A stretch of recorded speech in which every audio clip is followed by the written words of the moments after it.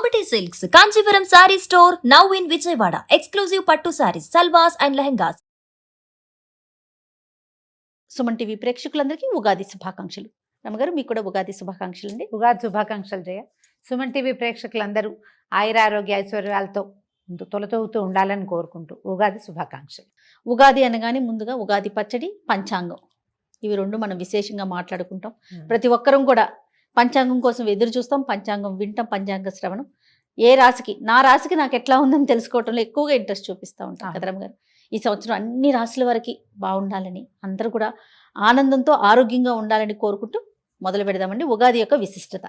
సంవత్సర ఆరంభం మామూలుగా మనకి మన కాలగణనం నెలల్లో ఇన్ని రోజులు 2 పక్షాలని, ఇవి ఇన్ని నెలల్లోనూ 2 నెలలు ఒక్కొక్క ఋతువని, ఈ ఋతువుల లైను ఇది లెక్కగా నడుస్తుంది. ఈ మధ్యలో మనకి ఉత్తరాయణ దక్షిణాయనాలు, ఇది ఒక లెక్క కదా. అవును. అయితే ఇప్పుడు మామూలుగా మనం సంవత్సరారంభం అనగానే జనవరితో కొత్త నెల, మొదటి నెల ప్రారంభం అవుతుంది. కానీ జనవరితో అసలు సీజన్ మారేదే లేదు. జనవరి 31కి ముందు, అదే డిసెంబర్ 31కి ముందు, జనవరి 1 తర్వాత డేట్ మారుతుంది, క్యాలెండర్ మారుతుంది, మనం రాసేది సంవత్సరాన్ని అంకె మారుతుంది తప్ప సీజన్లో గణనీయంగా ఒక్క పూటలో సూర్యుడు నిలబడ్డం కానీ తగ్గిపోవటం ఏం కనపడదు. వాతావరణంలో ఎలాంటి మార్పుని చూడం. ఉగాదికి ముందు వెనక మనకు ఆ డిఫరెన్స్ కనపడుతుంది. అవునండి. ఋతువు యొక్క మార్పు, దాంతో జీవితంలో కొంత మార్పు జరగడానికి అవకాశం ఉందేమోనని అనిపిస్తూ ఉంటుంది మనకి తొలి కాలం నుంచి. అయితే ఈ ఉగాది ఈ రోజు ఈ చైత్రారంభంలో కాకుండా ఇంకా కొంచెం ముందుకుండేది, వెనక్కుండేది, ఇవన్నీ అనుకుంటాం. కానీ మనకి తెలిసి కొన్ని వందల సంవత్సరాలుగా ఇదే, ఒక 300-400 సంవత్సరాలుగా ఇదే మనం చేసుకుంటున్నాం. ఈ చైత్ర ఆరంభం మొదటి రోజున కొంచెం చక్కటి పాజిటివ్ దృక్పథంతో మన జీవితంలో ఉండేటువంటి షడ్రసాలని షడ్రుచులుగా వాటితోటే మనం ఏదైనా ఒక పదార్థం కావించి భగవంతుడికి నివేదన చేసో చేయకుండానో మన ఊరి ఆచారం ప్రకారం షడ్రుచులతోటి కూడినటువంటి నింబకుసుమ భక్షణ చేసి ఈ రోజుని చక్కగా కనుక ప్రారంభం చేసుకుంటే ఈ రోజు మొదలు పెట్టుకుని సంవత్సరం అంతా బాగుంటుందని ఒక నమ్మికతోటి మనం ముందుకెళ్తూ ఉంటాం. జీవితం అంటే ఏమిటి, అన్ని రకాల ఇవి వస్తాయి. కష్టము, నిష్ఠూరము, సుఖము, దుఃఖము, సరదా, సంతోషము, అంతే కదా. ఇబ్బంది, సబ్బంది, ఏవో కాదరమ్మ గారు. ఆ ఇబ్బంది ఉంటేనే సబ్బంది విలువ తెలుస్తుంది. అంతే కదా. కష్టం ఉంటేనే కదా సుఖాన్ని ఎంజాయ్ చేయగలుగుతాం. లేకపోతే మొనాటనస్గా ఉంటుంది. ఈ మొనాటనీ కాకుండా ఒక టఫ్ సిచ్యువేషన్, అందులో నుంచి ఈజ్, జీవితం తాలూకు సుఖము, మాధుర్యము ఏమిటో మనకు అప్పుడు అర్థమవుతుంది. అవును. ఆ దాని కలయికే మనకి మనం తినేటువంటి ఉగాది పచ్చడి. దాంతోపాటు మనం పంచాంగ శ్రవణం చేయటం చాలా కాలంగానే మనకి విధానంగా ఉంది. ఈ పంచాంగ శ్రవణం జనరల్గా మనం ఇప్పుడు ఏం చేస్తాం, 12 రాశుల వారికి ఎలా ఉందో తెలుసుకుంటాం. నీ రాశికి ఎలా ఉంది, నీకు రాజపూజ్యం ఎంత, నీకు అవమానం ఎంత, ఆదాయం ఎంత, వ్యయం ఎంత, తర్వాత ఏ నెలలు చాలా బాగున్నాయి, ఏమైనా విదేశీయానం ఉందా, ఈ సంవత్సరం కళ్యాణం ఉందా, వివాహయోగం ఉందా లేదా, విదేశీయానం ఉందా, చదువులో విద్యార్థులు ఎలా ఉంటారు, ఇవి మనం ఇప్పుడు తెలుసుకుంటున్నాం. మన ముందు కాలం వాళ్ళకి ఇవన్నీ ఉన్నాయా, ఈ ప్రొఫెషన్లు, ఈ ఉద్యోగ సద్యోగాలు ఏవప్పుడు ఏం లేవు. అప్పుడు ఏం చేసేవాళ్ళు, అప్పుడు ఏం తెలుసుకునేవాళ్ళు, వర్షాలు, ఋతువులు ఎలా ఉండబోతాయి, పంటలు ఎట్లా, చీడపీడలు ఏ రకంగా ఉంటాయి, ఏ కార్తెలు ఏ రకంగా వస్తాయి, కార్తెల్ని బట్టి విత్తనాలు విత్తే పద్ధతి మనం తెలుగు వాళ్ళు అలాగే ఫాలో అవుతారు. ఆరుద్ర కార్తెలు ఇది, ఈ కార్తెలు ఇది అని. మనం ప్రత్యేకంగా చెప్పుకునేది ఏంటంటే మృగశిర మనకి స్పష్టంగా తెలుసు. మన వైపు అంతా ఈ చేప మందేస్తారు మృగశిరలో. అవునవును. అవునా. తర్వాత ఏమో ఇది కూడా రోహిణి కార్తె, ఎండగా ఉంటాయి. ఈ 2 కార్తెలే అందరూ కామన్గా మాట్లాడుకుంటారు. అన్ని కార్తెల లెక్క ఉంటుంది. ఈ కార్తెలో విత్తనాలు వేయాలి, ఈ కార్తెలో కొయ్యాలి, ఈ కార్తెలో తీయాలి, ఇప్పుడు ఎండ ఉంచాలి, ఇవన్నీ విధానంగా ఉండేవి. అంటే వ్యవసాయ రంగం మొత్తం కూడా ఈ పంచాంగం మీద ఆధారపడే పని చేసుకునేది రమ్మగారు. వాన రాకడా పోకడా అవన్నీ కూడా పంచాంగం ద్వారానే తెలిసేది. ఈ సంవత్సరం పంటలు బాగుంటాయని, లేదా ఏదైనా ఈ ఇబ్బంది ఉంటుంది, ఇప్పుడు పొలి పెట్టటము, ఎప్పుడు పొలి పెట్టాలి, అవన్నీ కూడా పంచాంగం బట్టే మనకి ప్రజలు తెలుసుకునేవాళ్ళు. ఇప్పట్లాగా ఇప్పుడు అంతే మనకు యూట్యూబ్ వచ్చేసిన, సోషల్ మీడియా వచ్చింది కాబట్టి మనం 15 రోజుల ముందు నుంచే మన ప్రసారాలు చేసేస్తాము, వినేస్తూ ఉంటాం. అప్పుడు పండగ రోజున వింటే దానికి ఒక ప్రత్యేకత కూడా ఉంది. ఏ రోజునైతే మనకి ఉగాది ప్రారంభం అవుతుందో అంటే ఈ ఉగాది ఉషస్సు వచ్చే చైత్రమాసపు శుద్ధపాడ్యమి రోజునే, పండగ రోజునే కనుక మనం ఈ పంచాంగ శ్రవణం చేస్తే అది వినడం వల్ల భక్తి శ్రద్ధలతోటి దాని యందు ఆస్థతోటి వినటం వల్ల మన కర్మలు కొంచెం క్షయమవుతాయని కూడా మనం నమ్మేవాళ్ళు. ఓహో. ఏదైనా దురదృష్టకర సంఘటనలు జరిగే అవకాశం ఉందనుకో, దాని ఇంపాక్ట్ తగ్గుతుంది. అందుకని పసిపిల్ల బాలాది ప్రతి వాళ్ళు ఉగాది పంచాంగ శ్రవణం చేసేవాళ్ళు.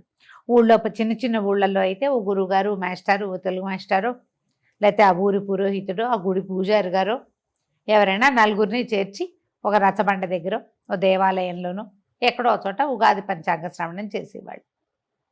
పురాతనమైన విధానం. మెల్లిగా ఊళ్ళు పెద్దవైనాయి, ఊళ్ళల్లో గురుగారులు మాస్టర్లు ఉపాధ్యాయులు ఎవరిదాని వాళ్ళు వెళ్ళిపోతారు, ఎవరు ఉండరు, పుస్తకాలు వచ్చాయి, మన పంచాంగం మనమే చదువుకోవటం. సోషల్ మీడియా వచ్చాక ఏముంది, 7-8 మంది గురువుగారులు ఎవరి మొహం నచ్చితే వాళ్ళది మనం వినొచ్చు చక్కగా. అంతే. పండగ రోజున వినడం మంచిది. ఓకే. పంచాంగ శ్రవణం ముఖతః వినే అవకాశం ఉంటే మరీ మంచిది, మీకు అవకాశం ఉంటే కనుక. అది వింటే ఏంటంటే మన గ్రహాలలో దోషాలు ఇబ్బంది ఉంటే అది పెద్దది అయిపోకుండా చిన్నది కొంత తగ్గుతుంది. మనం ఆ రోజే తెలుసుకుంటాం ఇవి చెయ్యాలి, గురువు బలంగా ఉన్నాడు లేదా గురువు వీక్గా ఉన్నాడు, బుధుడు పలానా చోట ఉన్నాడు, శనిగ్రహం వల్ల ఈ సమస్య వస్తుంది తెలుస్తుందిగా. దానికి ఏదైనా ప్రతిక్రియ చేయాలని ఒక సంకల్పం కూడా కలుగుతుంది. జనరల్గా పండగ రోజున ఏదైనా సంకల్పం చేస్తే ఆ పని జరుగుతూ ఉంటుంది. అందుకని ఉగాది పండగ రోజున కొట్లాటలు గొడవలు పెట్టుకోకండి, పొట్లాడుకోవద్దు, ప్రతిదాన్ని చిలికి గాలివాన చేసుకోవద్దు. సంవత్సరానికి మొదటి రోజు ఈ రోజు బాగుంటే సంవత్సరం అంతా బాగుంటుందనే నమ్మకంతో ఉండండి. బాగుంటుంది అని నేను చెప్పట్లేదు, నమ్మకం మీరు నమ్మాలి అది. అందుకని ఇవాళ ప్రశాంతంగా ఉందాం, ఇవాళ చక్కగా మంచిగా వండుకుని తిందాం, నలుగురు స్నేహితుల్ని కలుద్దాం, నలుగురు చుట్టాలతో పెద్దవాళ్ళతో తాత మా అమ్మ మేనత్త వాళ్ళతోటి ఫోన్లలో అయినా 4 మంచి మాటలు మాట్లాడదాం, అమ్మా నాన్న కొంచెం సేవించుకుందాం, కాస్త ఏదైనా చదువుకుందాం, ఏదైనా కొత్తది నేర్చుకుందాం. ఏదైనా చదువుకోదలుచుకుంటే ఈ రోజున స్టార్ట్ చేసుకోవచ్చు. నేను కూడా యోగ వాసిష్టం మొదలు పెట్టాలనుకుంటున్నా. పుస్తకం తీసి పెట్టాం కానీ ఇంకా స్టార్ట్ చేయలే. ఉగాది నుండి దాంతోపాటు సౌభాగ్య భాస్కరం, ఆ 2 పుస్తకాలు ఉగాది నాడే స్టార్ట్ చేయాలని పుస్తకాలు రెడీగా పెట్టా. ఊరికే అప్పుడప్పుడు పేజీలు తిరగేసినా కానీ సాంగంగా మొదటి నుంచి స్టార్ట్ చేయాలి. ఏ కొత్త పుస్తకమైనా చదువుకోవచ్చు. మీ ఆలోచన ప్రకారం చేయండి. ఏదైనా మ్యూజిక్ ఇన్స్ట్రుమెంట్స్ నేర్చుకోదలుచుకున్న వాళ్ళు, కొత్త కోర్సుల్లో చేరదలుచుకున్న వాళ్ళు, వీళ్ళందరూ కూడా ఈ రోజున మొదలు పెట్టుకోవచ్చు. రోజు మంచిది కాబట్టి ఇట్లా స్టార్ట్ చేసుకోవచ్చు. మనం షడ్రుచులు అని చెప్పేటువంటి ఉప్పు, పులుపు, తీపి, కారం, చేదు, వగరు ఈ 6 రుచులతో కూడినటువంటి ఉగాది పచ్చడిని తీసుకోండి పొద్దున్నే. మీ ఊళ్ళల్లో మీ ఇళ్లలో ఎలాంటి పద్ధతి ప్రకారం ఈ పచ్చడి చేస్తారో ఆ రకంగా తీసుకోండి. పొద్దున్నే లేవగానే అభ్యంగనం చేయండి. సొంతంగా అభ్యంగనం చేస్తే మంచిది. ఇంట్లో ఎవరైనా పెద్దవాళ్ళ నుండి మన నెత్తి మీద నూనె పెట్టి కాస్త మొహాన ఒక కుంకుమ బొట్టు పెట్టి నెత్తి మీద నూనె పెట్టి ఓ హారతి తెచ్చి స్నానం చేయిస్తే పిల్లలకి పెద్దవాళ్ళకి కూడా, ఇప్పుడు మీ వయసు వాళ్ళకైనా అమ్మలు ఇంట్లో ఉంటే అమ్మలు ఉన్న వాళ్ళు అదృష్టవంతులు కదా, వాళ్ళతో ఏదైనా ఒక 2 అక్షింతలు వేయించుకుని స్నానం చేసి సంవత్సరం అంతా బాగుంటుంది. అదొక పద్ధతి. మీరు కావాలంటే అలాంటి పద్ధతిని అలవాటు చేసుకోవచ్చు. మేము పిల్లలు పుట్టినరోజులు ఖచ్చితంగా చేస్తాం జయ. బొట్టు పెట్టడం, నెత్తికి నూనె పెట్టడం, పండగ రోజు కూడా బొట్టు పెట్టడం, కాస్త నెత్తికి నూనె పెట్టి 4 అక్షింతలు వేసి వేస్తే మంచిది, శుభం కదా. పూజ చేసుకోవటము, దేవతార్చన ఏదైనా మన ఇంట్లో అలవాటు ఉంటే ప్రార్థించే పద్ధతి ఏది ఉంటే ఆ ప్రార్థనా విధానాన్ని అవలంబించటము, ఎవరికైనా ఏమైనా చేసి పెట్టడము. ఈ కొన్ని చోట్ల ఏంటంటే అమ్మవారికి నివేదనలు చేసే విధానం కనపడుతుంది. ఈ గోదావరి జిల్లాలు ఆ వైపు, తర్వాత ఏమో శ్రీకాకుళం జిల్లా ఇటు మన ఇటువైపు ఉత్తరాంధ్ర వైపు కూడా అమ్మవారికి ఉపారాలు ఎత్తటం అంటారు. ఉపారము అంటే ఉపాహారం అన్నమాట, బహుశా ఉపారాలు ఎత్తటం అనే అంటారు. మా అత్తవారింట్లో ఏం చేస్తారంటే అమ్మవారి నివేదనని చేస్తారు ప్రత్యేకంగా. ఇక్కడ కూడా ఉంటాయి అట్లా కొన్ని ప్రాంతాల్లో. ఏంటంటే ఇప్పుడు గంగానమ్మకి అవి పెడతారు చూడు, అమ్మకి పెట్టుకుంటారు. అట్లా పండగ రోజున అమ్మవారికి పెట్టే విధానం కనపడుతుంది. ఇప్పుడు ఏంటంటే మనకి ఇది సీజన్ మారుతుందా, ఈ వేపపూత కాలంలోనూ అప్పుడు స్కిన్ ప్రాబ్లమ్స్ వస్తాయి, అనారోగ్యాలు వచ్చే కాలం ఇది. అవును, వేపపూత అంటారు ఇంకే అట్లమ్మ అలాంటివి వస్తాయి. అందుకని ఈ అమ్మవారికి ఏదైనా బోనం ఎత్తటం అలాంటివి చేస్తారు. మేము ఈ పద్ధతులు మీకు అలాంటివి ఉంటే చేయండి. ఒకవేళ లేదు మేము చేయదలుచుకున్నామంటే చాలా సింపుల్ మెథడ్. మామూలు మనం వంట చేసుకోవడం పప్పు కూర పులుసు 4 పదార్థాలు వండుకోవటం. తర్వాత పాయసము, పులిహార, గారెలు, బూర్లు, పొంగు బూర్లు, ఇవి 5 రకాలు. 5 మామూలు అన్న రోజువారీ ఆహారం కాకుండా ఇవన్నమాట.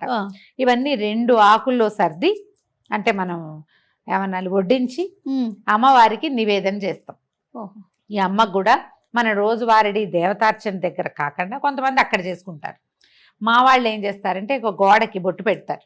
ఒక 3 అదే పసుపు గుండ్రంగా రాసి 3 కుంకుమ గీతలు గీస్తారు, 4 బొట్లు పెడతారు. అది చూసేసరికి మనకు ఒక జేజ్ ఫీలింగ్ వస్తుంది. అక్కడ ఒక దీపారాధన చేసుకోవటము, వంట ఇంట్లో గోడ దగ్గర ఎక్కడైనా చేసుకోవచ్చు. కాస్త అగరబత్తులు ధూపం వేయటము, తర్వాత ఈ 2 ఆకుల్ని అమ్మవారికి నివేదన చూపించటం. ఒక ఆకుని చాకలికి ఇస్తారు ఊళ్ళల్లో, అదొక అలవాటు ఉంటుంది. ఇళ్లలో బట్టలు ఉతికే అలవాటు ఉన్న వాళ్ళు ఉంటారు కదా కొన్ని ఊళ్ళల్లో, అవకాశం ఉంటే అట్లా ఇవ్వటం. ఎవరికైనా మనకే పని వాళ్ళు ఉన్నారు లేదా వాచ్మెన్ ఉంటారు, ఎవరికైనా ఒక ఆకు మనం వడ్డించిన దాన్ని వాళ్ళనే ఇంట్లో పిలిచి భోజనం పెట్టగలిగారా మహత్తరంగా ఉంటుంది. ఆ ఆకు వడ్డన వాళ్ళకి. 2వ ఆకు గృహస్థు భోజనం చేయొచ్చు, గృహలక్ష్మి అయినా చేయొచ్చు, గృహస్థ అయినా చేయొచ్చు. ఇంకా అది నివేదన కింద అనమాట.